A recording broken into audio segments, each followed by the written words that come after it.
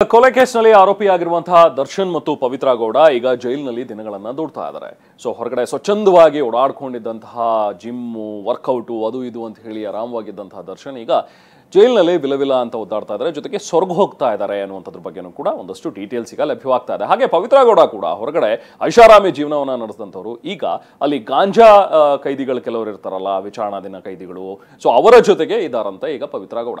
ಹಾಗಾಗಿ ಒಳಗಿನ ಜೈಲಿನ ಡೈರಿ ಏನ್ ಹೇಳುತ್ತೆ, ಒಳಗಡೆ ಯಾವ ರೀತಿ ಇದೆ ಅವರ ದಿನಚರಿ, ಬನ್ನಿ ಒಂದು ಡೀಟೇಲ್ ರಿಪೋರ್ಟ್ ನೋಡೋಣ. ಊಟ ಸೇರ್ತಿಲ್ಲ, ನಿದ್ರೆ ಬರ್ತಿಲ್ಲ. ರೇಣುಕಾಸ್ವಾಮಿ ಕೊಲೆ ಕೇಸ್ನಲ್ಲಿ ಪರಪ್ಪನ ಅಗ್ರಹಾರ ಜೈಲು ಪಾಲಾಗಿರುವ ನಟ ದರ್ಶನ್ ಕಂಬಿ ಹಿಂದೆ ಕನಲಿ ಹೋಗಿದ್ದಾರೆ.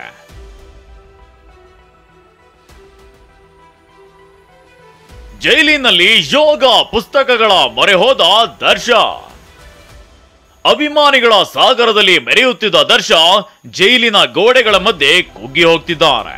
ಖಿನ್ನತೆಯಿಂದ ಹೊರಬರಲು ಯೋಗಾಭ್ಯಾಸವನ್ನ ಮಾಡ್ತಿದ್ದಾರಂತೆ, ಅಲ್ಲದೆ ಪುಸ್ತಕಗಳನ್ನ ಓದ್ತಿದ್ದಾರಂತೆ.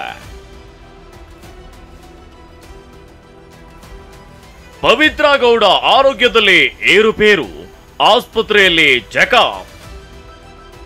ಇನ್ನು ರೇಣುಕಾಸ್ವಾಮಿ ಕೊಲೆ ಕೇಸ್ನ ಮೊದಲನೇ ಆರೋಪಿ ಪವಿತ್ರ ಗೌಡ ಮಾನಸಿಕವಾಗಿ ಕುಗ್ಗಿ ಹೋಗಿದ್ದಾರೆ. ದುಬಾರಿ ಕಾರು, ಐಷಾರಾಮಿ ಮನೆ, ಬಿಸಿನೆಸ್ ಅಂತೆಲ್ಲ ಜೋರಾಗಿದ್ದ ಪವಿತ್ರ ಕಂಬಿ ಹಿಂದೆ ಜರ್ಜರಿತರಾಗಿದ್ದಾರೆ. 2 ದಿನಗಳ ಹಿಂದೆ ಪವಿತ್ರ ಆರೋಗ್ಯದಲ್ಲಿ ಏರುಪೇರು ಉಂಟಾಗಿದ್ದು ಆಸ್ಪತ್ರೆ ವಾರ್ಡ್ನಲ್ಲಿ ಜನರಲ್ ಚೆಕಪ್ ಮಾಡಿಸಿದ್ದಾರೆ. ಸರಿಯಾಗಿ ಜೈಲೂಟ ಮಾಡದ ಪವಿತ್ರ ಹೆಚ್ಚಾಗಿ ಹಣ್ಣುಗಳನ್ನ ತಿನ್ನುತ್ತಿದ್ದಾರಂತೆ. ಕಳ್ಳತನ, ಕೊಲೆ ಆರೋಪಿಗಳೇ ಸದ್ಯ ಪವಿತ್ರ ಗೆಳತಿಯರಾಗಿದ್ದು ಗಾಂಜಾ ಕೇಸ್ನಲ್ಲಿ ಅರೆಸ್ಟ್ ಆದ ಮಹಿಳೆ ಇರುವ ಸೆಲ್ನಲ್ಲಿ ಪವಿತ್ರ ಇದ್ದಾಳೆ. ಇನ್ನು ಬ್ಯಾರಕ್ನಲ್ಲಿರುವ ಹಲವು ಆರೋಪಿಗಳನ್ನ ಅಧಿಕಾರಿಗಳು ಬೇರೆಡೆ ಶಿಫ್ಟ್ ಮಾಡಿದ್ದಾರೆ ಅಂತ TV9ಗೆ ಬಲ್ಲ ಮೂಲಗಳಿಂದ ಮಾಹಿತಿ ಲಭ್ಯವಾಗಿದೆ. ದರ್ಶನ್ ಬಿಡುಗಡೆಗಾಗಿ ಅಭಿಮಾನಿಗಳ ಪೂಜೆ. ಮತ್ತೊಂದೆಡೆ ದರ್ಶನ್ ಬಿಡುಗಡೆಗಾಗಿ ಫ್ಯಾನ್ಸ್ ದೇವರ ಮೊರೆ ಹೋಗಿದ್ದಾರೆ. ಗದಗದ ಶ್ರೀ ವೀರೇಶ್ವರ ಪುಣ್ಯಾಶ್ರಮಕ್ಕೆ ದಚ್ಚು ಫ್ಯಾನ್ಸ್ ಭೇಟಿ ಕೊಟ್ಟು ಗವಾಯಿಗಳ ಗದ್ದುಗೆಗೆ ಪೂಜೆ ಸಲ್ಲಿಸಿದ್ರು.